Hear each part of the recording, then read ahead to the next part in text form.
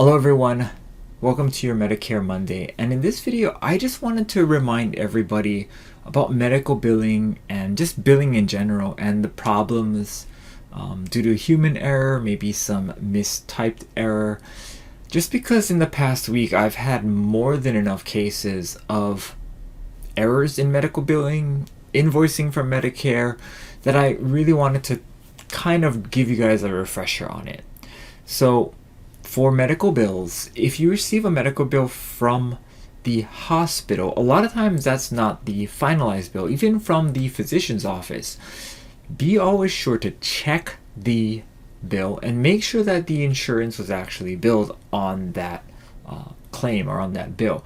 Many times the hospital or the physician's office will send you kind of like a summary of what they've done, and they won't actually have billed insurance. They say you may owe, let's just call it $50,000 for your hospital visit, but none of that is actually true. A lot of times what happens is when they send that bill, or when you receive the summary of what your insurance paid and what the actual copay will be for you, might be not more than $1,000 or so for a $50,000 procedure.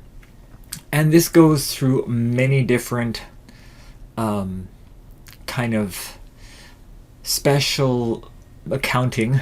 I did a video a while back. Actually, I'm not even sure if I actually published the video, but in the video I wanted to illustrate how many times in a medical bill you'll actually see that there's an insurance adjustment. There's many line items that are completely eliminated due to not being able to be billed to you as, you know, a member of so-and-so insurance plan. And all of that is very misleading when you initially receive a bill.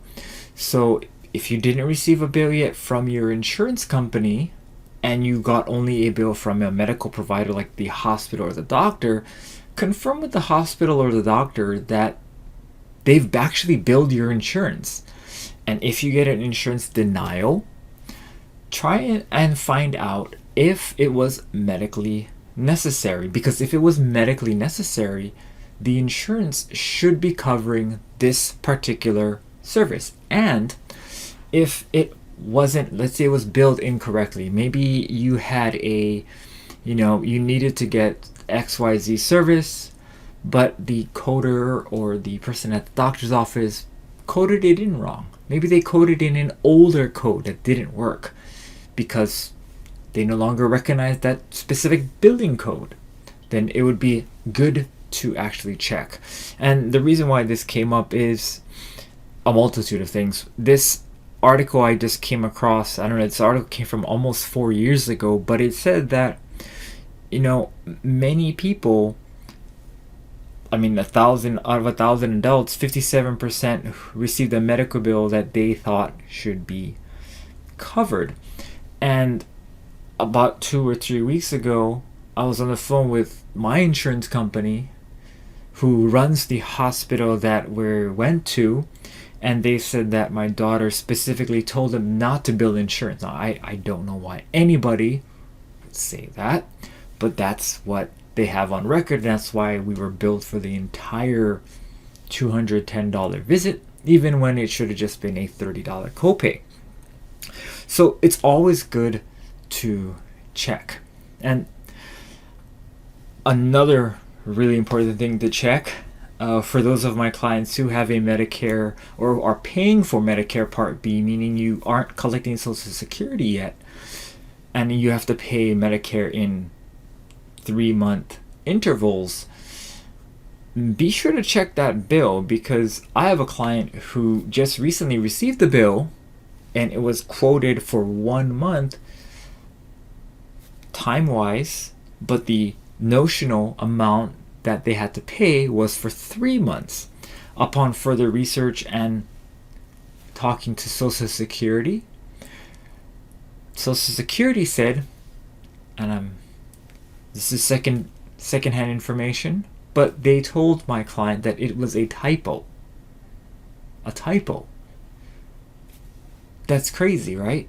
I mean, here you are trying to do your best, And you think first time on the program, my premium for Medicare Part B is $170, and it comes out that you have to pay $510 for your 1 month of Medicare Part B. That's insane. And the reason why it threw off so many red flags in my head was because IRMA, the income related monthly adjustment amount, wouldn't even push someone's premium over about $495 in this year, I think. So 510, that's insane. And 510 is 170 times 3. So, lots of things were kind of flashing in my head. So that's what's always good to contact me if you have any questions about your bills. Another thing for people who are on a Medicare supplement plan, which is probably most of you folks who are watching, you can actually see all of your claims on Medicare.gov. I did a video on how to register for your Medicare.gov account. You can go check it out. I'll probably try and leave it in the links in the description below if I remember. But that's another thing that you can do to see all the claims and make sure that all your claims are being properly processed. Because sometimes doctors' offices, they got so many different insurance companies to bill. A lot of times, if you come in with a card that says XYZ Medicare Supplement Plan, and they have an XYZ Medicare Advantage Plan company that they frequently work with, they may bill the wrong company. And then that has happened to one of my clients just this past or 2 weeks ago. And they were presented with a $4,000 bill saying, hey, your insurance company doesn't cover this. You're not a member of this plan.